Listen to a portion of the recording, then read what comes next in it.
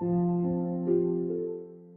兄姊妹平安，今日靈修默想嘅經文係馬太福音22章37至38節，題目係最大嘅誡命愛。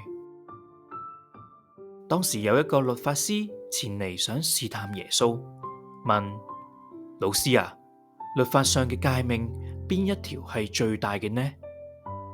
喺第37節，耶穌就對佢講：你要盡心、盡性、盡意愛主你的上帝，這是最大的，且是第一條誡命。喺耶穌時代嘅拉比，經常都會聚集討論律法，邊一條係最大，邊一條係最細。佢哋經過好漫長嘅討論，對於邊一條律法最細，有一個嘅共識，就係《申命記》第22章6至7節有關於鳥巢嘅命令。呢條嘅命令係講到，如果有人發現咗一個鳥巢，你可以拎走當中嘅蛋同埋雛鳥，但唔可以拎走埋嗰隻母鳥，要放佢一命，唔可以趕盡殺絕。呢一條就係佢哋認為律法中最少嘅誡命，並唔係講呢條誡命一啲都唔重要，而係想講嘅係，連呢一條咁少嘅律例都遵守嘅話呢，其他嘅誡命律例就更應當遵守啦。但係咁多條律法入邊，邊一條先係最大嘅誡命呢？耶穌呢好有智慧，同樣引用《申命記》去回答律法師。耶穌引用《申命記》6章4至5節經文話：以色列啊，你要聽，耶和華我們的上帝是獨一的主，你要盡心、盡性、盡力愛耶和華你的上帝。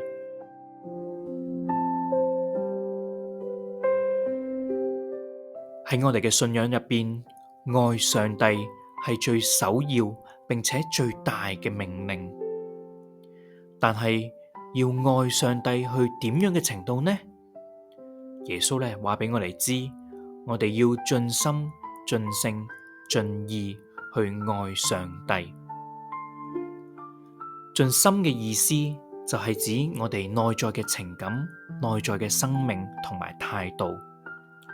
而盡性原文呢係全個靈魂嘅意思，同馬太福音6章25節不要為你們的生命憂慮吃什麼入邊嘅生命係同一個字嚟嘅，意思就係指日常生活、飲食、行為、習慣等等。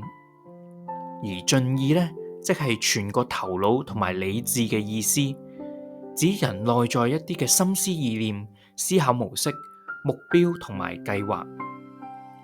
總括嚟講，就係表達緊，其實唔單止我哋外在嘅行為、日常嘅習慣、生活上嘅細節，時時刻刻要去愛神，就連一啲睇唔見嘅內心思念、情感或者人生計劃，最終都要去以愛神、討神喜悅為目標。呢個呢，就係耶穌所教導嘅盡心、盡性、盡意愛主你嘅上帝嘅意思。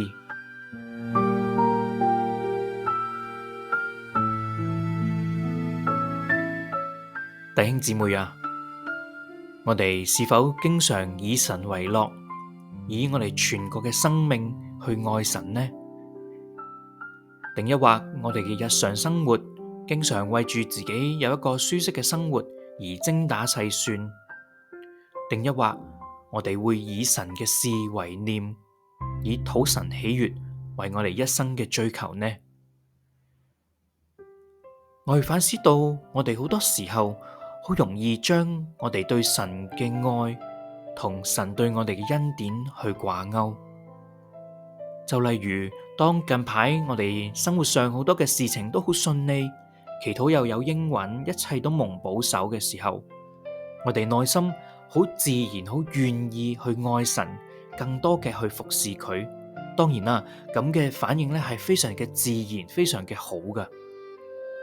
但係當我哋如果遇到一啲不如意事、病痛、痛苦嘅時候，我哋會唔會就變得好難去愛神呢？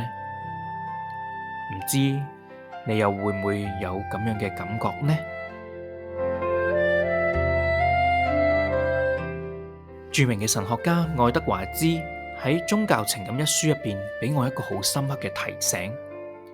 書入邊去講到，我哋愛上帝最根本嘅原因，並唔係因為佢賜俾我哋嘅恩典或祝福，而係因為佢本身嘅榮耀同美好。若果人對神嘅情感建立喺上帝俾佢嘅利益之上，呢一個嘅出發點係錯誤嘅。上帝嘅至善、至美同神嘅榮耀本身就足以去吸引我哋嘅內心。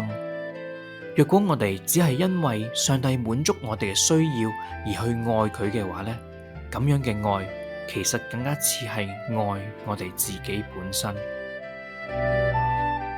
當我哋真正被上帝嘅榮美所震撼，被佢嘅聖潔所吸引嘅時候，我哋愛神嘅心就變得更加純粹。就好似我哋去見到一個型男美女嘅時候，我哋嘅雙眼會被吸引，目不轉睛嘅望住佢，甚至我哋嘅內心都會發出讚美。咁並唔係因為佢哋為我哋做過啲乜，而係我哋單純覺得佢本身係非常嘅美麗。同樣嘅，我哋愛神並唔係為咗得到啲乜啊，而係單單因為神本身就係十分嘅美善。弟兄姊妹，但願我哋每一個人嘅內心再次被上帝嘅榮耀、榮美所喚醒，單單因着神本身嘅美好而去愛佢，遵守佢嘅誡命。弟兄姊妹啊，我哋而家用少少嘅時間去默想以下嘅問題啊。第一條，你愛唔愛神呢？你認為點樣先叫愛神呢？你又係點樣去表達對神嘅愛呢？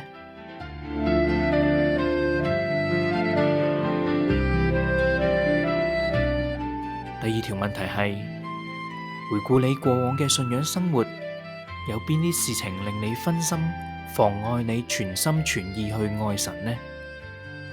你今日想有點樣嘅改變啊？